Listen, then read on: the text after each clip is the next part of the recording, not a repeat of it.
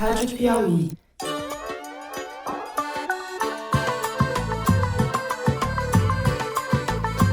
Olá, sejam muito bem-vindos ao Foro de Teresina, o podcast de política da revista Piauí. É um momento em que essa casa retoma o seu lugar enquanto legislativo e repudia a invasão da Suprema Corte do Brasil às atribuições dessa casa. Eu, Fernando de Barros e Silva, da minha casa em São Paulo, converso com os meus amigos no Estúdio Rastro, no Rio de Janeiro. Ana Clara Costa. Olá, bem-vinda, Ana Clara. Oi, Fernando. Bom estar aqui com vocês hoje. Muito bom estar aqui com você. Claro é que há uma sofisticação na atividade dessa organização criminosa que demanda de nossa parte também uma articulação maior. Somente assim a gente vai conseguir, de fato, combater essa organização. Celso Rocha de Barros, diga lá, Celso. Oi, Fernando. Estamos aí mais uma sexta-feira. Considero que a medida foi ilegítima e arbitrária, o afastamento dos juízes por decisão monocrática e sem nenhuma urgência que não pudesse aguardar para ser submetida a esse plenário. A gente abre o programa de hoje discutindo os recentes enfrentamentos entre o Congresso e o STF, por um lado, e entre o Congresso, ou a Câmara de Arthur Lira, e o governo federal, por outro. Na quarta-feira, o ministro Alexandre de Moraes, contra quem estão direcionadas as flechas do Legislativo, se reuniu com Lira e Rodrigo Pacheco em visita ao Congresso. No mesmo dia, o ministro da Casa Civil, Rui Costa, esteve com Lira, a pedido de Lula, para aparar arestas da briga do presidente da Câmara com o ministro das Relações Institucionais, Alexandre Padilha. Na véspera de tudo isso, terça-feira, o Senado havia aprovado, por 52 votos a 9, uma PEC, proposta de emenda à Constituição, que pretende incluir na Carta Magna que portar ou consumir qualquer quantidade de droga é crime. A decisão vai na contramão do entendimento que prevalece hoje no Supremo, que caminha para descriminalizar o porte de maconha para uso pessoal. A votação da matéria na Corte está atualmente suspensa por um pedido de vista do ministro Dias Toffoli. A PEC das drogas foi uma iniciativa pessoal de Pacheco, empenhado em fazer demagogia, com acenos ao bolsonarismo e recados para o STF. Arthur Lira, por sua vez, mais cínico do que demagogo, ameaça o Planalto com o que já vem sendo chamado de pacote da vingança, que inclui a possível abertura de CPIs que podem tumultuar a agenda legislativa e comprometer a pauta econômica que interessa ao governo. No segundo bloco, a gente discute duas operações deflagradas pelo GAECO, o Grupo de Atuação Especial de Repressão ao Crime Organizado, do Ministério Público de São Paulo, operações que trouxeram à tona a infiltração tentacular do PCC nos serviços públicos de São Paulo, na capital e em diversas cidades do estado. Na primeira operação, batizada Fim da Linha, os alvos foram as empresas Transwolf e UpBus, que receberam mais de 5,3 bilhões da Prefeitura paulistana desde 2015 para operar linhas de ônibus na zona sul e leste da cidade. Apenas no ano passado, as empresas que têm entre seus sócios foragidos da justiça e pessoas envolvidas no tráfico de drogas, essas empresas receberam 800 milhões da Prefeitura paulistana. A segunda operação do GAECO, que investiga contratos do poder público com empresas de limpeza e fiscalização, envolveu buscas, apreensões e prisões em diversas cidades do estado: Guarulhos, Santos, Guarujá, Sorocaba, Itatiba, Jaguariúna, entre outras. Totalizando 42 endereços. 3 vereadores foram presos, entre eles um tal Ricardo Queixão, do PSD de Cubatão. Foram encontrados ainda 3 milhões e 500 mil reais em cheques, 600 mil reais em espécie, grana viva, além de quase 9 mil dólares. Tudo isso é bastante espantoso, mas não se pode dizer que seja surpreendente. O PCC, afinal, é um case de sucesso. Nasceu em 1993, na Casa de Custódia de Taubaté, no chamado Piranhão, como resposta ao massacre do Carandiru, ocorrido em 92. 30 anos depois, fatura bilhões e está bem instalado nas administrações públicas, além de controlar empresas contempladas por contratos viciados com o poder público. Isso tudo no estado mais rico e supostamente moderno do país. Por fim, no terceiro bloco, o assunto é o racha no CNJ, o Conselho Nacional de Justiça, em torno do destino dos juízes da Operação Lava Jato. O afastamento da juíza Gabriela Hard, sucessora de Sérgio Moro, decidido pelo corregedor Luiz Felipe Salomão, foi anulado por 8 votos a 7. A A decisão apertada beneficiou também um colega de trabalho de Hart, o juiz Danilo Pereira. Já os desembargadores Thompson Flores e Loraci Flores de Lima, do TRF4, o Tribunal Regional Federal da 4ª Região, não tiveram a mesma sorte ou o mesmo apoio e permanecem afastados de suas funções. As divisões no CNJ são um sintoma da ferida ainda aberta da Lava Jato, que divide o país. É isso, vem com a gente.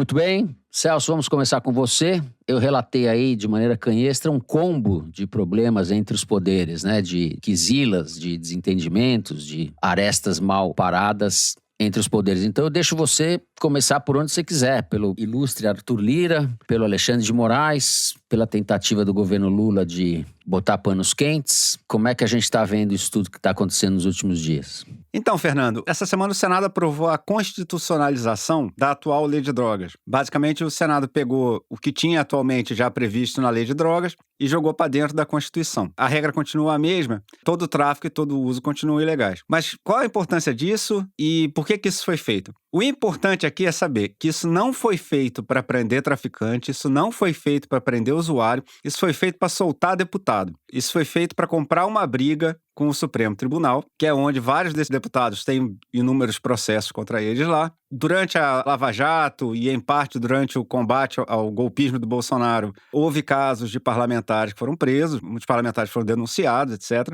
E o Congresso está tentando reverter esse processo todo. Está querendo preservar a sua imunidade aos procedimentos judiciais que podem acontecer contra qualquer cidadão. Então, o que eles fizeram foi, o Supremo Tribunal está debatendo como é que a gente estabelece critérios para que a atual lei de drogas seja aplicada de maneira equânime, porque ela não é. A lei tem um furo desde a origem. Ela não estabelece com precisão com que quantidade de droga o sujeito é considerado usuário ou traficante. O usuário não vai preso, o traficante vai. O que aconteceu na prática nos anos seguintes, e que devia ter sido previsto pelos legisladores, é que, na hora do vamos ver, a polícia tende a achar que os negros com droga no bolso são traficantes e que os brancos com droga no bolso são usuários. Sendo mais rigoroso, a quantidade que o sujeito precisa ter no bolso para ser considerado traficante pela polícia, na prática é diferente se você for negro ou se você for branco. Se você for branco, você tem que realmente estar com os bolsos cheios de cocaína para os caras te considerarem traficante. Se você for negro, qualquer baseado, os caras te metem como traficante. Como disse o Ronilson Pacheco, um cara muito inteligente falando no UOL,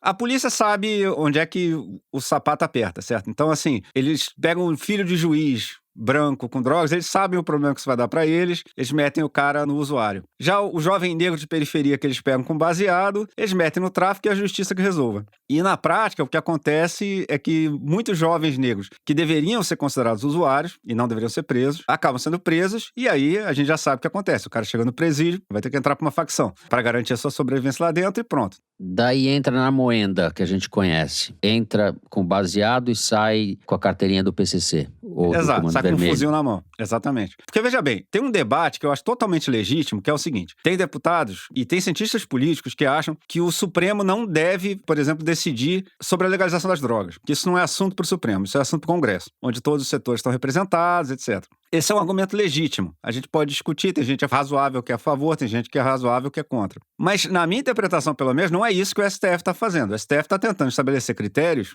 para você decidir objetivamente quando o cara é usuário ou traficante. Em outros termos, o STF não está legalizando as drogas, o STF está garantindo o direito dos negros brasileiros de só serem punidos como traficantes se eles tiverem a mesma quantidade de droga no bolso que um branco que é punido como traficante. Isso aí é tema para o STF, isso é um tema de direitos individuais. Então, assim, não me parece absolutamente que nesse caso específico o STF esteja invadindo a competência do Congresso, que é uma coisa que pode acontecer, entendeu? Isso pode acontecer, pode haver intromissão, né, de um poder no outro. Isso, aliás, até mais regra do que exceção nas democracias modernas. Mas eu não acho que seja esse o caso. Agora, o que os caras do Congresso estão querendo fazer é o seguinte, na propaganda bolsonarista, o que o STF está querendo fazer é legalizar todas as drogas. Então, o que o Senado fez essa semana foi obrigar o STF, na hora de decidir, a comprar uma crise institucional, porque o Congresso acabou de botar na Constituição que a legislação atual ainda tem que não continuar botou, exatamente né? como está. É, exato. A Câmara ainda precisa votar Então, você está dizendo que o Pacheco não está sendo só demagogo, né? Ele está sendo mal intencionado mesmo. Está sendo mal intencionado. Isso é um pacote de coisas que o Congresso está fazendo para se afirmar diante do STF e se afirmar diante da presidência. Essas coisas que o Lira está prometendo fazer, por exemplo. O Lira está prometendo fazer um monte de CPIs e coisas do Vale que são contra o interesse do governo. Eu estou entre os que acham que ele não vai levar isso até o final. Eu não acho que ele vai fazer a CPI do Alexandre de Moraes, por exemplo. Entendeu? Que aí é uma declaração de guerra contra o Supremo mesmo. Eu acho que isso ele não vai fazer. Mas ele vai fazer um monte de CPI, de medidas que vão encher o saco do governo, que vão criar problema para o governo. E eu acho que, novamente, em parte, são os deputados querendo reafirmar seu poder diante dos outros poderes, e, em parte, são esses deputados do Centrão que controlam o Congresso brasileiro desde sempre, testando a água para ver se ideologia dá voto, entendeu? Para se ideologia dá dinheiro, sobretudo. Tem eleição para prefeito agora. O Lira vai encerrar sua passagem pela presidência da Câmara em fevereiro do ano que vem, vai ter que ser candidato a alguma coisa. E eles viram que os bolsonaros conseguem muito voto com esse tipo de populismo. Ao Senado ele quer ser, né? Ao Senado, exatamente. E que não é fácil, porque em Alagoas ele disputa com o Renan Calheiros, entendeu? E com a turma do Renan, que certamente vai ter o apoio do Lula. Então, assim, eu acho que eles também estão se posicionando eleitoralmente para tentar pegar esses votos dos bolsonaristas, entendeu? Porque eles topam arriscar promover os políticos bolsonaristas, que são golpistas, como a gente sabe, se isso garantir para eles boquinha, se isso garantir para eles, enfim, agendas de sempre, né? Então eu acho que, assim, tanto a decisão do Senado sobre as drogas, como esses movimentos atuais do Lira, mostram uma situação de desarranjo institucional, né? Que a gente herdou do bolsonarismo. E, aliás, não é só do bolsonarismo, não. Nesses 10 anos de crise política, que começa em 2013 e ainda não acabaram, teve toda uma série de descompassos institucionais, durante os quais, inclusive, o Congresso foi aumentando seu poder, né? Seu poder sobre orçamento, evidentemente, é uma parte muito maior do dinheiro que o governo brasileiro gasta hoje em dia. Não é decidido pela Presidência da República, é decidido pelo Congresso. E eu acho que eles estão topando continuar com a confusão se isso garantir que eles tenham direito a cada vez mais emendas, que eles tenham direito a cada vez mais poder. Vamos ouvir a Ana Clara. Eu acho, Ana, que o Lira é comparável ao Eduardo Cunha, né? Figura que, enquanto estava fazendo o impeachment da Dilma, foi exaltado como um grande articulador. Quando ele assumiu a presidência da Câmara, os meios de comunicação, capa de revista Veja, capa de não sei o que lá, editorial favorável. E era um bandido, né? Era um meliante, era um delinquente. A imprensa fala muito mal do Alexandre de Moraes atualmente, e ele é passivo de crítica, sim, mas poupa, curiosamente, o Lira, como se ele fosse um grande estadista. Na questão das investigações, não dá para saber porque tudo foi arquivado sobre o Lira, né? Mas na questão das pautas bomba, o comportamento é muito parecido. Lembrando que o orçamento impositivo, essas emendas impositivas em que o Congresso tem autonomia para usar as emendas parlamentares, foi uma pauta bomba do Eduardo Cunha ainda no governo Dilma. E que é o que está na origem de muita coisa hoje. Basicamente, o que a gente tem é um exemplo de caos, né? Que, na minha avaliação, tem basicamente 2 vetores. O primeiro, as eleições para as presidências da Câmara e do Senado. E o segundo, a fragilidade do governo. E nenhum desses vetores tem como fim, como objetivo, o interesse público, né? O interesse da sociedade. São interesses muito particulares. Eu queria começar falando da fragilidade do governo, que tem uma origem na qual ele tem culpa e outra na qual ele não tem culpa. O governo não tem culpa dessa questão do orçamento impositivo que eu falei. Foi uma pauta bomba do Eduardo Cunha em 2015, quando a Dilma estava super fragilizada e, obviamente, não foi desfeita e nem jamais será. Jamais que o Congresso vai abrir mão desse ganho que eles tiveram. Antes, eles precisavam ficar negociando com o governo, votando junto com o governo para conseguir mais emendas. Agora, isso está completamente liberado. Eles não precisam mais fazer esse tipo de política. E assim, emendas são tudo que os parlamentares querem, sobretudo em ano eleitoral como agora. Tudo que importa para eles é isso.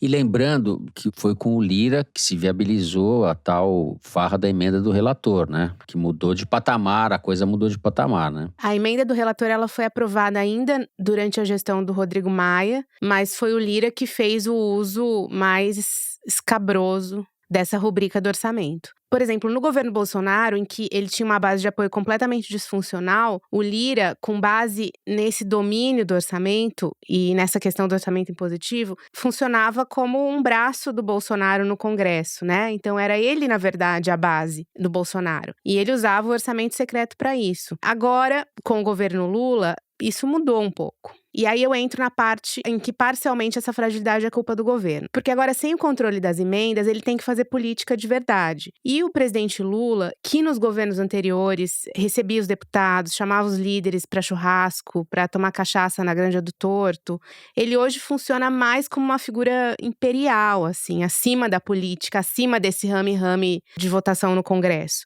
Muito mais preocupado com as questões externas, Venezuela, Ucrânia, Israel, enfim, tudo isso que é público, né? E quem ele deixa fazendo esse trabalho, como o Alexandre Padilha e o Rui Costa, essas pessoas não estão dando conta. Os parlamentares não reconhecem a autoridade nessas duas figuras. Pelo menos não autoridade suficiente. Então, a situação da base do governo é complicadíssima no Congresso. Eu não estou dizendo que o presidente Lula esteja errado em querer olhar para fora, mas quando ele olha para fora, as consequências são essas. É fato, né? A situação interna vai ficando mais complicada diante desse Congresso que a gente tem hoje. A briga mais recente do Lira com o Padilha foi que o Padilha baixou uma portaria dizendo que os deputados tinham de informar ele sobre os pedidos de liberação de emenda que eles faziam. Veja bem, o Padilha, ele não tem discricionariedade nenhuma sobre as emendas, mas só o fato dele ter que saber quem está pedindo emenda já é considerado um insulto para o Congresso e um insulto para o Arthur Lira. E foi quando o Arthur Lira se insurgiu e chamou ele de desafeto e tudo mais. Achou que fosse uma provocação. Exato. Então, é só pra gente ter uma ideia de como é delicada a situação. E o Lira também ficou irado, que eu acho que é parte dessa tentativa de revanche dele agora, porque ele achou que foi o governo que vazou que ele estava trabalhando para soltar o Chiquinho Brasão, que é uma coisa que até as emas do Palácio da Alvorada sabiam, e ele atribuiu esse vazamento ao Padilha. Então, isso agravou um pouco a situação. E essa revanche do Lira é naquele maior estilo Coronel de Alagoas, né? Ele ameaçou, como você disse, como o Celso falou, essa instalação de 5 CPIs, todas de interesse da oposição, e sendo uma delas para investigar possíveis abusos do Alexandre de Moraes. E aí a gente vê que o Arthur Lira realmente é uma figura muito mercurial, porque se ele está no cargo hoje, é porque o ministro Gilmar Mendes arquivou o processo contra ele que investigava a questão do kit robótica, né? Muito bem lembrado isso, porque esse escândalo aí da robótica, que é fraude e licitação de compra de equipamento de robótica para as escolas municipais de Alagoas, foi muito bem documentado. É uma fraude muito evidente. E não foi arquivada por falta de prova, foi por erro de competência, né? É. Eles avaliaram que teria que ser investigado no âmbito da Procuradoria-Geral da República. Gilmar Mendes deu uma mão pro Lira aí. Mas esse processo tá lá, que pode ser desarquivado, né? Quem disse que não pode? A mesma razão que se acha para arquivar pode dar origem à razão para desarquivar. E aí o Alexandre de Moraes foi no Congresso, numa visita ali de cortesia, para mostrar que tá de olho, entendeu? Eles não tiveram nenhuma agenda privada, nem com o Pacheco, nem com o Arthur Lira, mas o gesto da visita dele ao Congresso foi para dizer que vocês não vão brincar comigo. Foi meio que essa a mensagem que foi compreendida ali. Então não foi uma coisa para panos quentes? Apaziguar, foi o contrário quase. Não, o contrário. É uma visita para dizer que vocês estão querendo ir contra mim, mas eu tô aqui. Ele sabe o que ele tem ali, né? A verdade é essa, né? Ele sabe o que ele tem e talvez tenha coisas que os próprios políticos não saibam.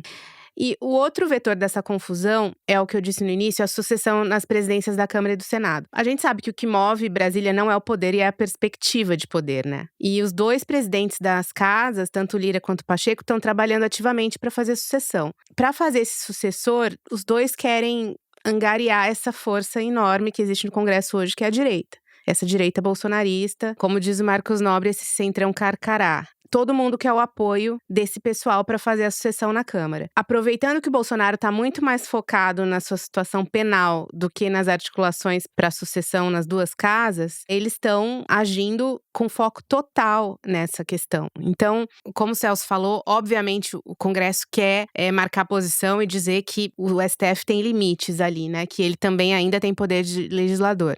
Mas a gente não pode desconsiderar que a pauta da direita é majoritariamente anti-STF, né? Eles acabaram consolidando no STF a culpa de tudo, né? A culpa do Lula ser presidente, a culpa da eleição ter acontecido da forma que foi, enfim, do 8 de janeiro, tudo é culpa, né, do STF. E aí o que eu acho curioso nessa dinâmica é que, assim, até ontem, o Congresso quando não queria se indispor com o Planalto, quando não queria brigar, né, Senado com Câmara, eles delegavam muitas das suas funções pro STF, né? Pro STF legislar, porque daí eles não iam se indispor em pautas que fossem impopulares com os seus eleitores, as suas bases e tudo mais, né? Vou lembrar um exemplo muito recente. Ainda no final do governo Bolsonaro, a própria retirada dos acampamentos de frente dos quartéis, ninguém no Legislativo queria abraçar isso e todo mundo falava, a gente tira quando tiver uma decisão do Alexandre. Então, assim, pra dizer uma das últimas episódios em que isso acontecia, né? Mas isso foi uma constante em muitos momentos do governo Bolsonaro, em que o Legislativo delegou pro Supremo a função de legislar. E esse que é o pano de fundo para essa votação da PEC das drogas no Senado, que é um grande retrocesso. Por um lado, como o Celso bem disse, é o Senado dizendo pro STF, eu tô aqui, eu tô mandando. E por outro, é um afago a essa direita por parte do presidente do Senado, Rodrigo Pacheco, que tá junto desse bloco de centro-direita no Senado, que quer fazer a próxima presidência do Senado com Davi Alcolumbre, que hoje é presidente da CCJ. O que eles acham, né? Eles acham que o Bolsonaro não tem tempo de articular, então não vai ter um candidato bolsonarista do PL para a presidência do Senado. Então eles querem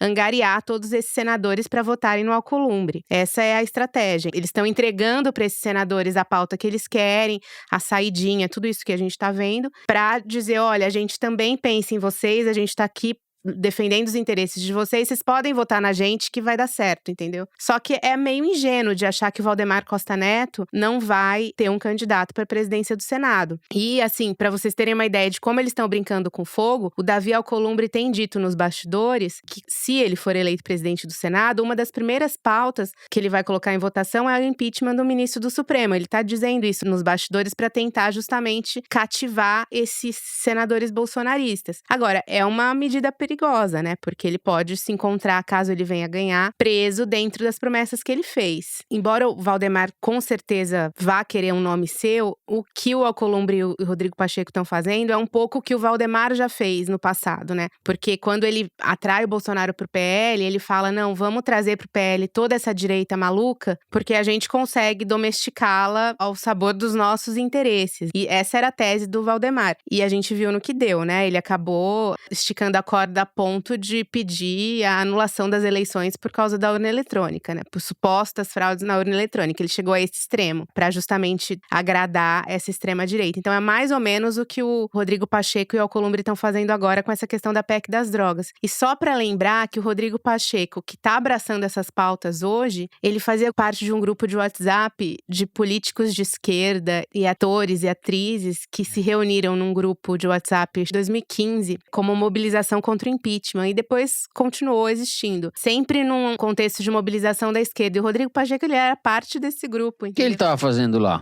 Ele defendia essas questões. Ele é do PSD, né? Do Kassab. Ele está em todo lugar ao mesmo tempo, sem se comprometer com nada, é isso? Acho que ele ser do PSD explica tudo, né? Assim. Nossa. Rapaz. Que turma. Eu não sei porque a gente ainda acha que isso pode dar certo. O Brasil. Bom, vamos encerrar o primeiro bloco do programa por aqui. Depois de um rápido intervalo, a gente volta falando do PCC em São Paulo. Já voltamos.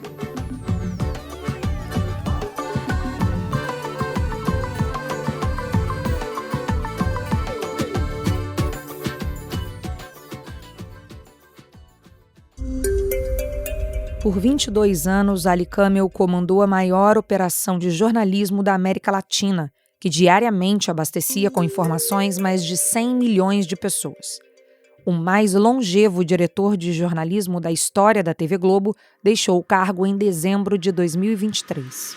Em seu período, aconteceram eventos de importância colossal. A posse do primeiro presidente de origem popular em mais de um século, de protestos massivos de 2013, o impeachment da primeira mulher a governar o país, a prisão de 2 ex-presidentes. Leia o perfil do jornalista Ali Camel, assinado pela repórter Ana Clara Costa. Essas e outras reportagens exclusivas para assinantes você encontra em revistapiauí.com.br.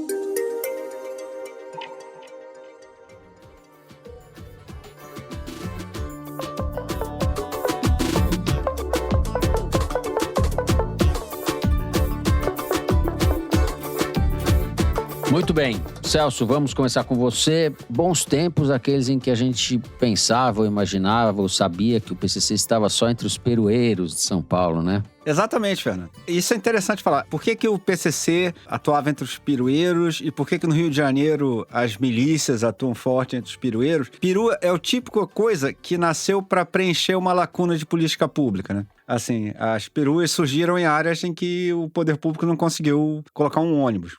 Então é justamente nessas brechas, nesses intervalos assim das políticas públicas é que o crime organizado vai se fortalecendo, né? Assim, para além até da atividade criminosa principal que eles desempenham, que pode ser tráfico de drogas ou enfim, alguma outra coisa. Essas últimas investigações, elas mostram que o PCC já fez a transição faz muito tempo para além de uma simples quadrilha de tráfico de drogas, né? Ela já é uma organização criminosa de tipo mafioso mesmo, que como a máfia italiana, ou a Yakuza japonesa, ou a máfia russa, tem braços legais, né? Tem braços dentro do establishment, tem políticos, tem empresas, etc. E a gente tem que dizer que até hoje nunca tinha havido no Brasil uma organização criminosa com o potencial que o PCC tem para se institucionalizar. O PCC controla sozinho o crime organizado no estado mais rico da federação. E esse monopólio permitiu ao PCC crescer por muitos anos sem ter a principal despesa que uma quadrilha urbana costuma ter, que é a guerra. Por exemplo, tem um estudo de um sociólogo chamado Sudhir Venkatesh, que ele conseguiu um livro caixa de uma quadrilha criminosa americana. E aí o que ele mostra é o seguinte, a guerra come a margem de lucro dos caras completamente. Quando eles entram em guerra, não só eles têm que gastar dinheiro com arma, munição, etc., mas também o acesso dos compradores à área onde é vendido a droga fica prejudicado, né? O cara não vai querer subir no morro para comprar se ele ali tá tendo tiroteio, enfim. Então, o PCC ficou livre desse risco por muitos anos, controlando o tráfico em São Paulo, né? Então, assim, se teve até hoje uma quadrilha com a chance de entrar nas instituições, é o PCC. Agora, o PCC se nacionalizou, né? Já faz alguns anos e se internacionalizou também, tá? Na América Latina. A nacionalização enfrentou barreiras, né? Ele hoje em dia, sem dúvida nenhuma, exatamente, tem vínculos internacionais, ele tem aquela matéria célebre da Piauí, do Alain de Abreu, sobre o que eles fizeram lá para conquistar o controle de Ponta Porã, né? Principal entrada lá de armas e de drogas aqui no Brasil. Mas a tentativa deles de expansão nacional esbarrou em limites. Você teve vários anos de guerra do PCC contra todo mundo. E aqueles massacres Brasil, em 2017, 2018 nos presídios de Manaus, Boa Vista e Natal. Isso, não sei se Natal ou Mossoró, no Rio Grande do Norte, que mostrava as cabeças decepadas.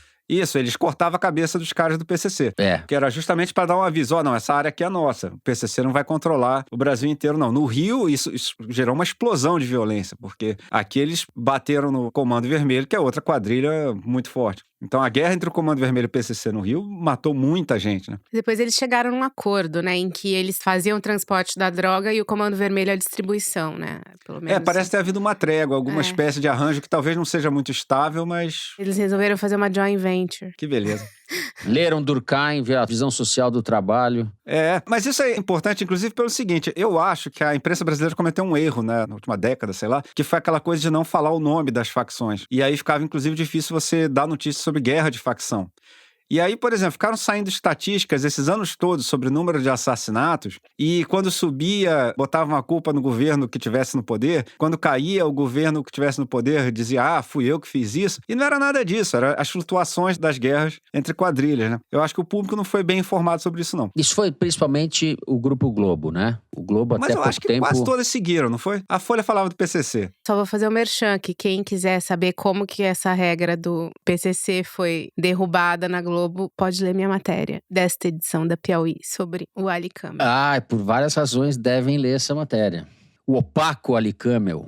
Agora, tem uma coisa que eu acho que é importante dizer sobre o PCC. Por que as autoridades também se acomodaram com essa situação? Então, teve um estudo que foi muito famoso dos economistas Ciro Biderman, Renato Sérgio de Lima, João Manuel Pinho de Mello e Alexandre Schneider, chamado Pax Monopolista and Crime, The Case of the Emergency of the Primeiro Comando da Capital em São Paulo. E essa expressão que eles inventaram, a Pax Monopolista, é o seguinte, o estudo estatístico deles mostrou que a ascensão do PCC diminuiu o número de assassinatos em São Paulo.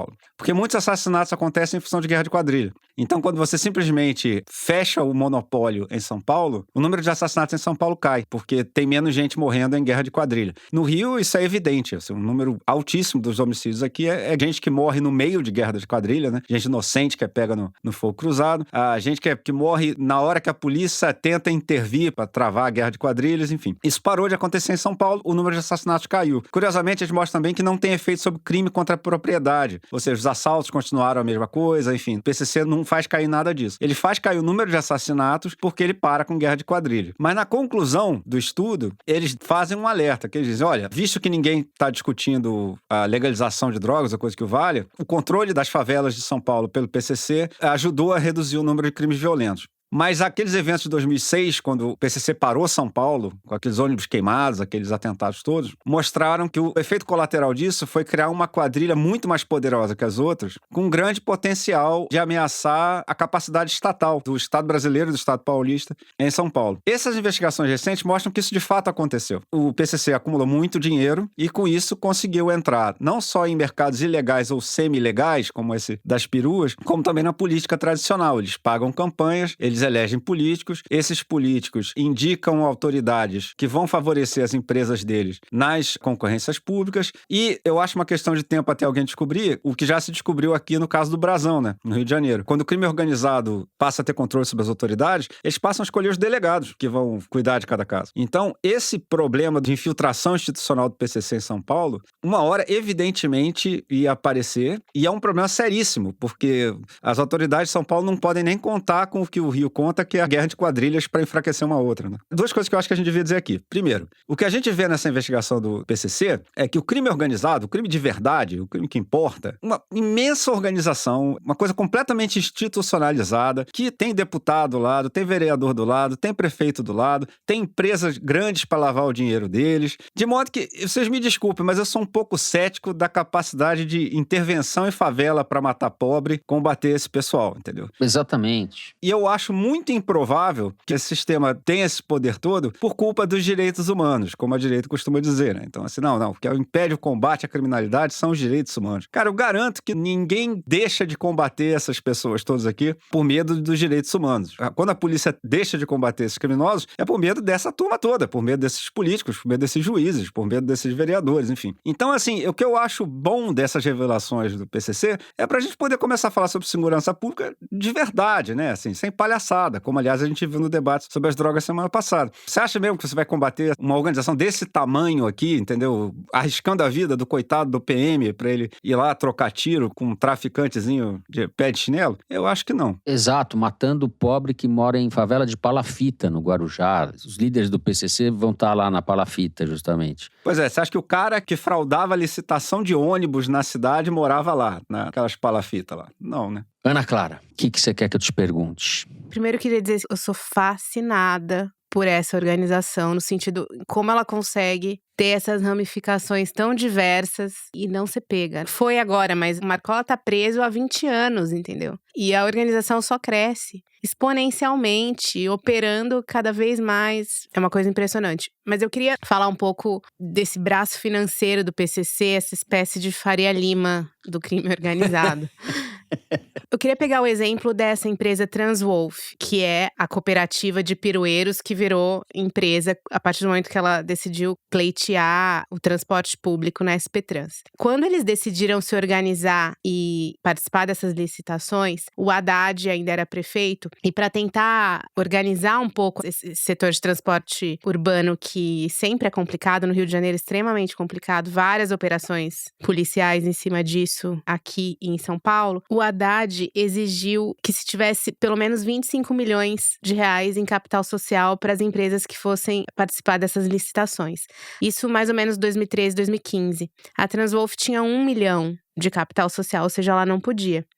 Em um ano, o capital social dela passou de 1 milhão para 50 milhões. Ela conseguiu aumentar esse capital com base em depósitos de cerca de 80 pessoas ou empresas fizeram esses depósitos e um dinheiro conseguido com empréstimos com um banco chamado Banco Luso, que fornece crédito para financiamento de ônibus e vans. E aí foi de 1 milhão para 50 milhões e a partir daí ela virou um conglomerado mundo, que domina a zona sul de São Paulo com mais de 800 ônibus. É a segunda maior empresa de transporte É um negócio de São Paulo. gigantesco, né? São Paulo, não preciso falar, é uma cidade gigantesca. Essa gente transporta milhões de pessoas, né? É uma coisa realmente gigantesca. Se tornou a segunda maior empresa. Essa ideia que o Celso falou do PCC de entrar nas licitações, que eu acho que é uma grande diferença da milícia nesse aspecto, é que há uma intenção do PCC de legalizar o crime, né? Então você entra nas licitações públicas, você entra no setor financeiro, você entra… Uma coisa que eles usam muito para lavagem de dinheiro é aquela questão dos postos de gasolina, porque é muito difícil você fiscalizar, né, a quantidade de gasolina. É muito possível fraudar, né? Então os postos são muito usados como forma de lavagem. Então, eles entram dentro do capitalismo das empresas e os criminosos acabam se tornando, na verdade, empresários, né? Enquanto, no caso da milícia, né, ela usa o gato net, o gás, assim, mecanismos ilegais para se financiar, eles querem, na verdade, legalizar. E eu acho impressionante como eles têm dois braços tão antagônicos, né? Que é esse braço financeiro de tentar entrar na administração pública e o braço do tráfico de drogas, que é o negócio mais lucrativo deles, é o negócio que mais cresce e é onde a cúpula do PCC de fato atua, mesmo estando presa em presídios de segurança máxima. Eu ia falar exatamente sobre isso, porque você falou, é fascinante como é que esse negócio cresceu tanto, estando o Marcola, que é tido como líder, preso há 2 décadas, né? Existe um livro que chama Irmãos, uma história do PCC, que é do sociólogo Gabriel Feltran, saiu em 2018, eu estou terminando de ler agora. Saiu no mesmo ano do livro do Paz Mâncio da Camila Nunes Dias, que é A Guerra, a Ascensão do PCC e o Mundo do Crime no Brasil, que foi um livro mais falado. O livro do Gabriel Feltran tem uma interpretação um pouco diferente do funcionamento do PCC e ele fala que as sintonias funcionam sem que ninguém saiba exatamente, ninguém da organização, nem o Marcola, saiba exatamente tudo o que está acontecendo no resto. É uma hierarquia diferente. Ele faz relação com a maçonaria, etc. E ele insiste muito nos valores criados em torno do PCC, na ideia de ser contra o sistema, pela justiça social, que eles chamam de justiça social, contra a opressão, contra o sistema. Existe um ideário. Isso diferencia, de certa forma, acho, o PCC de outras organizações como o Comando Vermelho. Todos têm ideário, tá? Mas o PCC tem isso formalizado. É uma organização muito complexa e diferente do que a gente imagina que seja, assim, um capo e uma coisa verticalizada. Eles têm… Pouco conhecida, a gente não sabe como é que esse dinheiro, por exemplo, da licitação com a Prefeitura de São Paulo, chega na cúpula e como esse dinheiro é repartido. São informações que a gente não tem, na investigação não dá para saber. Agora, só pra gente ter uma ideia de como as coisas funcionam. No final do ano passado, até um pouco para tentar fazer frente a essa política do Tarcísio, né, essa política mortífera dele no Porto de Santos, lá no litoral de São Paulo, o governo federal decretou GLO no Porto de Santos e mandou 400 homens do exército para lá para justamente, entre aspas, impedir que a droga fosse exportada, enfim, saísse do Porto de Santos com direção à Europa. E aí, os números dessa GLO, pra gente ter uma ideia. Em 2018, foram apreendidos 23 toneladas de cocaína no Porto de Santos. No período da GLO, que você tinha todo um contingente lá só para isso, foram 289 quilos. A partir do momento que o governo decretou a GLO, eles mudaram a rota imediatamente. E as apreensões foram vexatórias, porque onde eles costumavam colocar, nos containers, o container eram os principais lugares onde era guardada a droga. Eles tiraram muito rapidamente. Então, assim, a gente vê a organização e como eles são dinâmicos nesse aspecto, né? Você tem uma rota principal, mas você também tem rotas alternativas. Tem uma estrutura e tem um pensamento estratégico, né? E é a maior parte do dinheiro que o PCC movimenta é o tráfico de drogas, sem dúvida. Embora você tenha dito que só em contratos com o governo de São Paulo foram mais de 5 bilhões desde 2015. Mas no caso do tráfico de droga, o Ministério Público faz uma estimativa de $1 bilhão anualmente só com a exportação de droga para fora, que hoje daria mais de 5 bilhões de reais por ano em faturamento com a exportação ilegal de cocaína. Então, para você ver, se 5 bilhões desde 2015, ou seja, em quase 10 anos eles conseguiram com licitação pública, 5 bilhões eles conseguem só em um ano exportando cocaína para a Europa. As coisas não são excludentes, né? Eu vi alguém falando, eles deixaram de fazer isso para fazer aquilo. As coisas se somam, na verdade. Sim, os dois principais negócios, na verdade, é a cocaína e também o cigarro ilegal, né? O cigarro falsificado que vem do Paraguai. Muito bem, esse assunto é interminável. A nossa produtora Maria Júlia adora esse assunto, fez uma pesquisa extensa. Não consegui nem ler tudo que ela separou pra gente, mas a gente vai ter que acabar o bloco. E fica o desafio para os produtores, para os roteiristas brasileiros, fazerem um soprano, né? O soprano é quase um gentleman perto do que a gente está vendo no Brasil. Matéria-prima para o Brasil fazer série não falta. Série distópica. A gente faz um rápido intervalo. No terceiro bloco, nós vamos falar de Lava Jato e Conselho Nacional de Justiça. Já voltamos.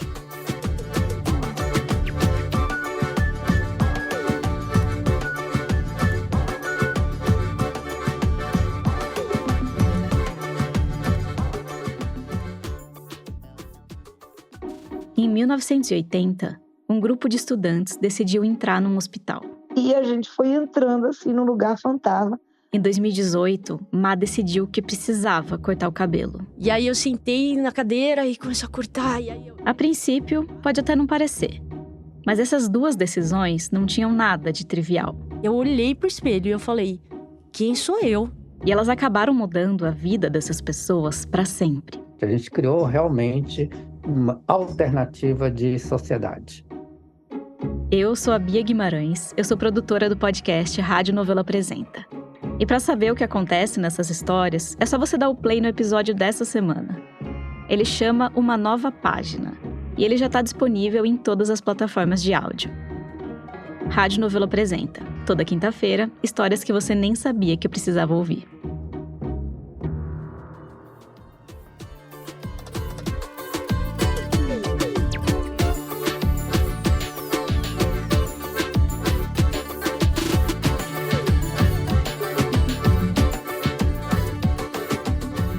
Muito bem, Ana Clara, começamos com você.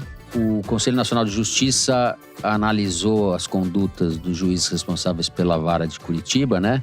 Comandou a Lava Jato e derrubou os afastamentos que haviam sido determinados pelo corregedor Salomão, os afastamentos da Gabriela Hard e do Danilo Pereira. Então podemos começar por aí.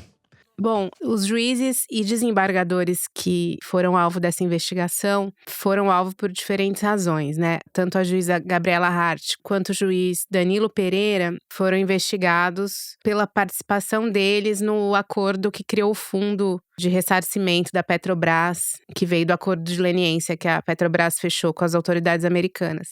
E os desembargadores Thomson Flores e Loraci Flores foram afastados porque eles teriam tirado o juiz Eduardo Apio da 13ª Vara de Curitiba, porque ele estaria trabalhando contra a Lava Jato. Então, ele teria sido deslocado, colocado em outra vara por essas razões. O afastamento dos dois juízes foi revertido, mas o dos dois desembargadores não. Então, esse é o fato, né? Agora, por trás desse fato tem muita história. Primeiro, preparem-se, estourem suas pipocas, ouvintes. Primeiro, quem determinou o afastamento de forma monocrática foi o corregedor do CNJ, Luiz Felipe Salomão. Ele sabia que, para um afastamento como esse, você precisa que o plenário do CNJ vote. Então, ele determinou monocraticamente para obrigar o ministro Barroso, que é o presidente do CNJ, a levar esse assunto para o plenário e deliberar sobre isso.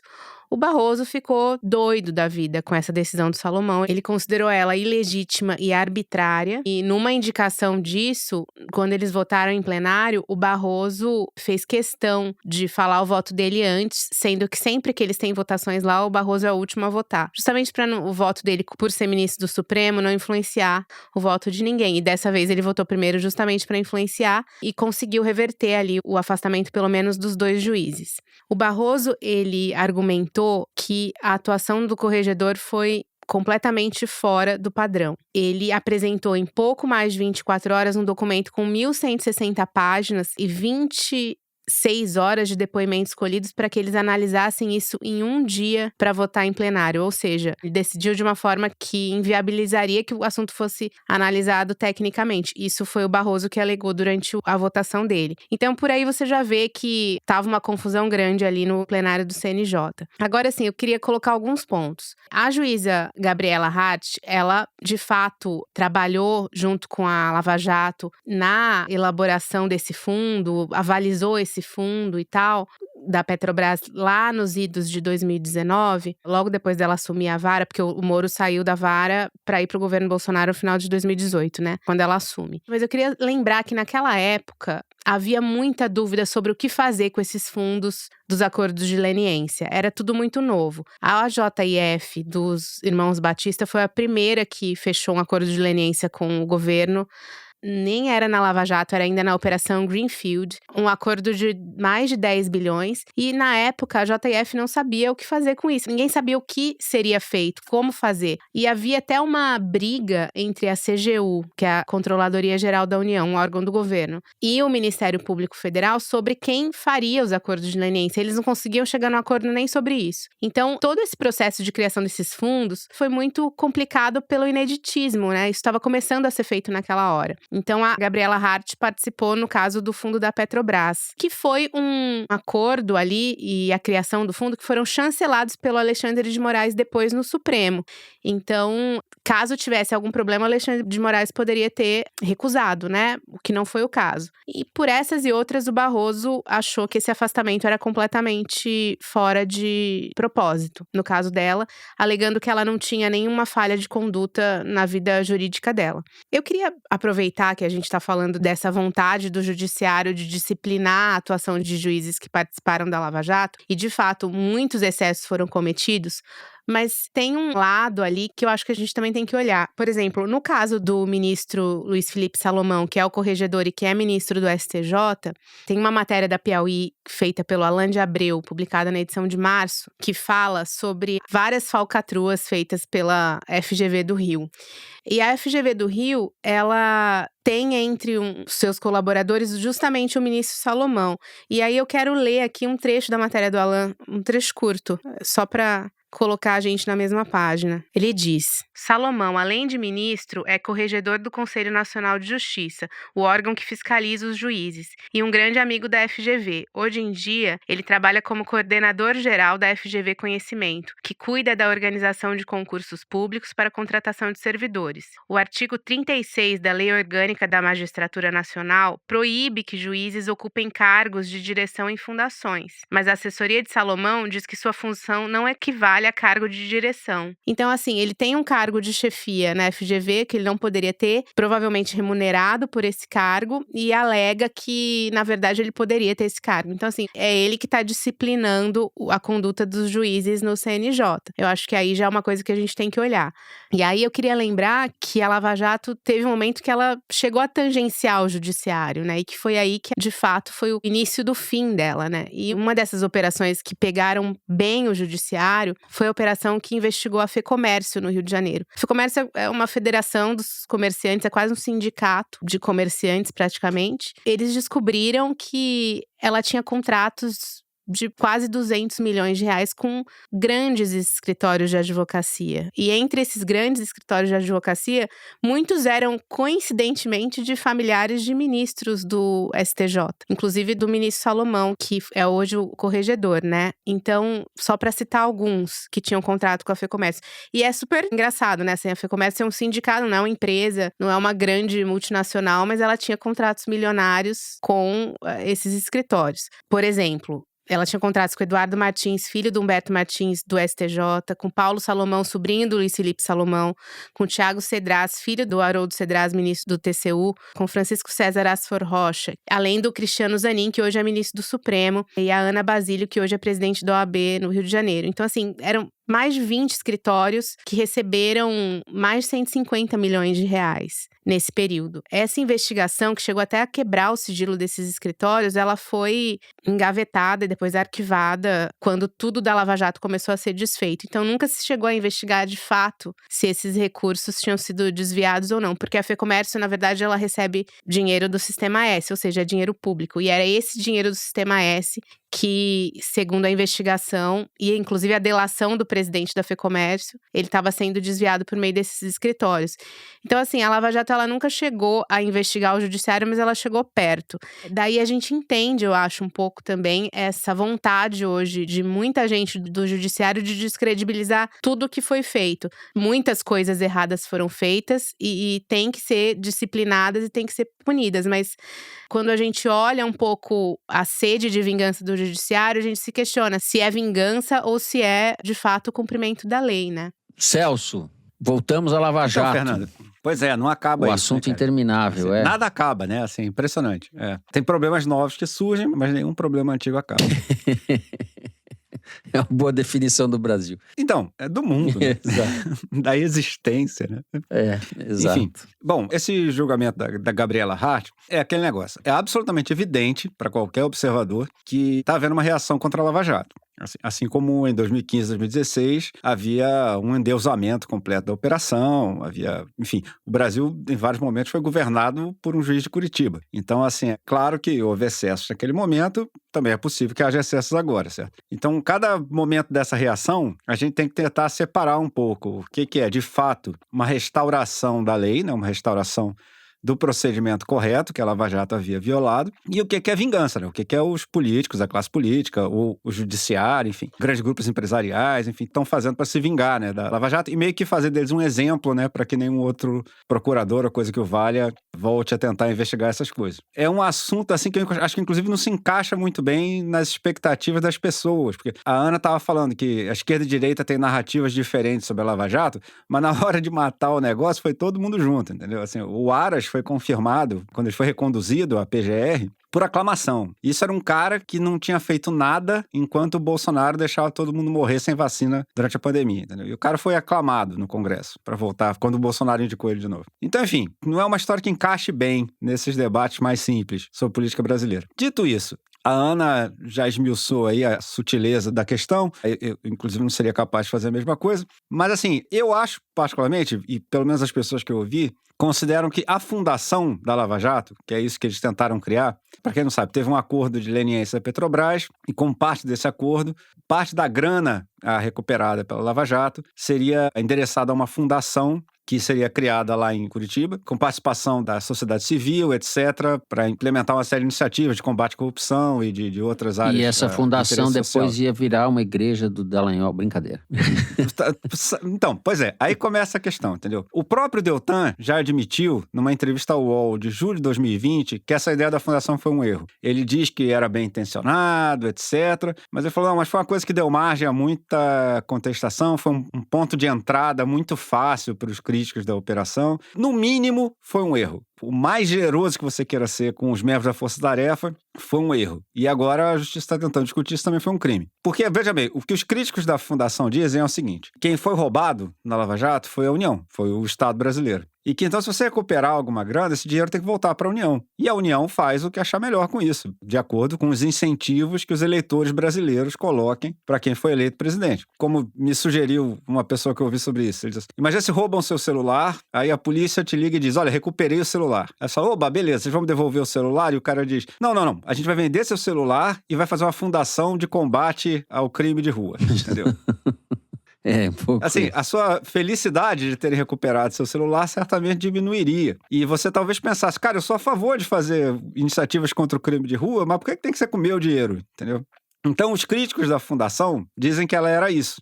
Roubaram o Estado brasileiro, pegaram o ladrão teve que devolver parte do dinheiro, mas o dinheiro não voltou inteiro para quem tinha sido a vítima da roubalheira. Tem milhões de sutilezas nessa questão, assim, por exemplo, a Petrobras é uma empresa mista, então o quanto da vítima foi a Petrobras, foi a União, o quanto foram os acionistas da Petrobras, enfim, tem todo um debate legítimo aqui. Mas, de fato, é meio esquisito os procuradores decidirem que dinheiro que não é deles e que não há nenhuma lei que estabeleça o direito deles administrar esse dinheiro, vai ser destinado para um negócio no terceiro setor que não vai ser administrado pelo governo. Entendeu? Eu até entendo que em 2015, 2016, o clima era meio favorável a isso. Tinha até um pouco a ideia, se você devolver isso para o governo, vai ser roubado do mesmo jeito. Exato, tinha um clima messiânico em torno desse grupo. Tinha um clima, exato.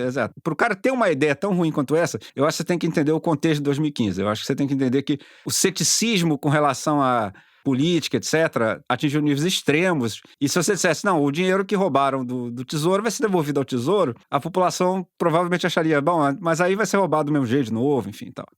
Mas o fato é o seguinte, é muito difícil encaixar direito essa história dessa fundação dentro da lei.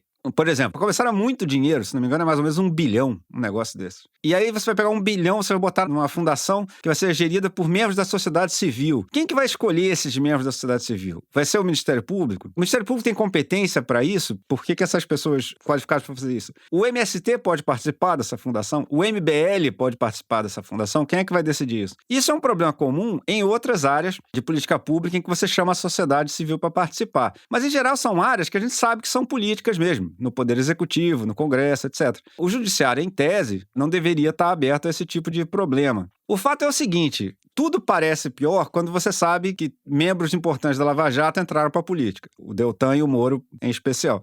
Porque, daí em diante, a ideia de você fazer uma fundação com parte do dinheiro que foi recuperado, uma fundação da Lava Jato, quer dizer, que manteria o nome da Lava Jato e a presença da Lava Jato no debate público brasileiro permanentemente, entendeu? Você sabendo que tem gente da Força Tarefa que se lançou na carreira política, dá um pouco a impressão de que você fez esse negócio tal para manter dentro do debate político a sua bandeira eleitoral, né? Então, enfim, é bastante claro que a ideia dessa fundação foi ruim, assim. Vou deixar para os juízes e para os juristas discutirem exatamente qual é o enquadramento legal disso, mas eu acho que é um exemplo claro do tipo de falta de limites que foi o império da Lava Jato em 2015. Basicamente, os caras podiam fazer qualquer coisa. Se alguém dissesse que não podia, era tratado como corrupto. Digamos que um cara no STF, por exemplo, chegasse lá e falasse, não, Lava Jato, isso aí você não pode fazer. Entendeu? Na hora teria passeatas contra o cara, teria campanhas na internet contra o cara, dizendo que ele é ladrão, etc.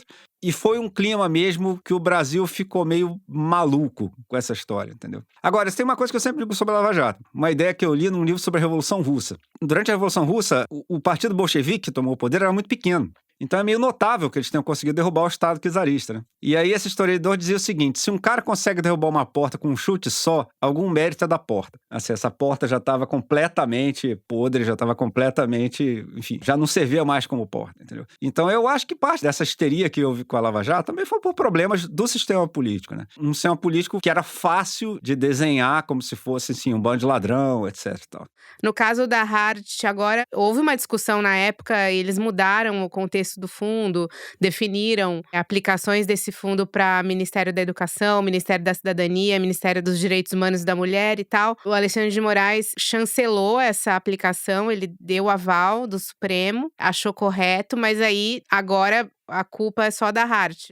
Bom, o Celso acabou de nos revelar nesse bloco que Sérgio Moro, o nosso Lenin, né? Exatamente. Com essa revelação, a gente encerra o terceiro bloco do programa e vamos direto para o Kinder Ovo. Quem acertou semana passada fui eu. Fui eu? Não. Ele perguntou só para dizer que foi ele. Uhum. Não fui eu semana passada. Foi você, Foi você. Cara. Cajuru. Bom, todos apostos, cotonetes na orelha. Solta aí, Mari.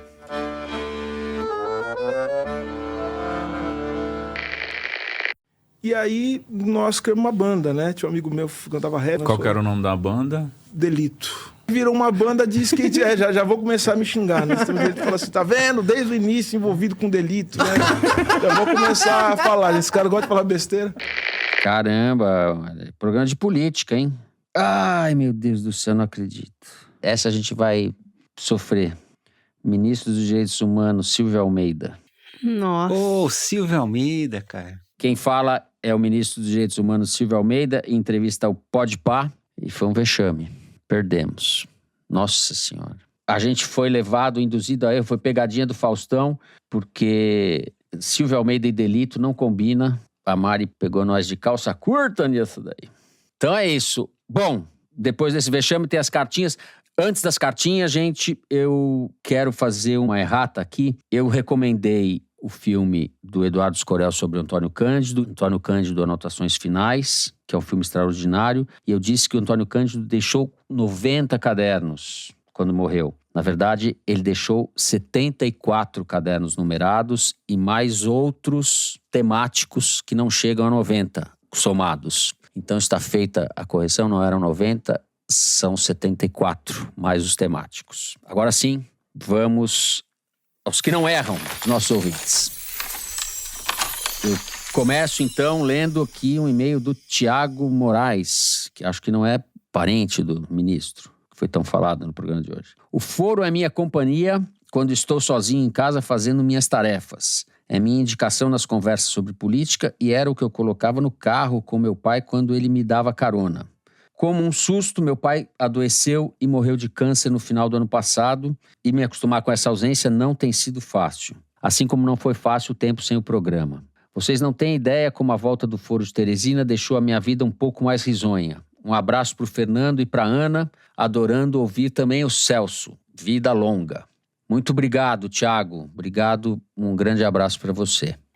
O Matheus Lermen nos pede uma ajuda. Escrevo para vocês pela primeira vez para falar da minha mãe, Silvana, que fez nessa semana 60 anos. Dona de casa, ela fez o Enem em 2019 e voltou a estudar em 2020 no curso de Gestão Pública no Instituto Federal de São Paulo. Já terminou todas as matérias e agora está faltando apenas cumprir as horas complementares para se formar. Então, peço aos amigos do Foro que me ajudem a convencê-la a resolver isso logo, por favor. Um beijo para vocês e um grande beijo para minha mãe. Mãe, muito obrigado por tudo. Te amo. Pô, Silvana, vamos terminar isso? Vamos. A nossa diretora Mari Faria disse que o Foro conta como hora complementar. É isso. Há divergências, hein, sobre isso. Então, o Maruf Matar Neto mandou o seguinte. Conheci o Foro em 2020 por indicação do meu então namorado, Matheus, assíduo ouvinte. E como costuma acontecer conosco, o meu entusiasmo superou o dele e fiquei encantado com o podcast. Torci pela volta, mas, mesmo com toda a torcida, jamais esperei que o Foro voltaria com duas pessoas tão incríveis quanto o Celso e a Ana Clara. Já estou completamente entusiasmado e apaixonado novamente. Porque pelo Fernando, genial, eu sempre fui apaixonado. Somos todos, Maruf. Desde 2022, eu e Matheus somos casados e nesta sexta estaremos em Madrid, numa espécie de terceira lua de mel, mas sem deixar de ouvir vocês porque é uma cláusula pétrea do casamento. Se possível, mandem um beijo para Matheus, o meu amor. Um grande beijo para vocês. Bom, um beijo para o Matheus, um beijo para o Maruf e estamos todos com inveja de vocês que estão aí em Madrid. É, exato. El Fuero de Teresina, né? Isso. Em Madrid. Beijos para vocês. Beijos. É isso? Muito bem, encerramos assim o programa de hoje. O Foro de Teresina é uma produção da Rádio Novelo para a revista Piauí. A coordenação geral é da Evelyn Argenta, a direção é da Mari Faria, com produção e distribuição da Maria Júlia Vieira. A checagem é do Gilberto Porcidônio, a edição é da Luísa Silvestrini e do Thiago Picado. A identidade visual é da Amanda Lopes, a finalização e a mixagem são do João Jabassi e do Luiz Rodrigues, do Pipoca Sound, que também são os intérpretes da nossa melodia tema. A coordenação digital é da Bia Ribeiro. O programa de hoje foi gravado no Estúdio Rastro do Dani Di, no Rio de Janeiro. E aqui na minha choupana, em São Paulo, eu me despeço dos meus amigos Ana Clara Costa. Tchau, Ana. Tchau, Fernando. Até semana que vem. E Celso Rocha de Barros. Tchau, Celso. Tchau, Fernando. Até semana que vem. É isso, gente. Uma ótima semana a todos e até semana que vem.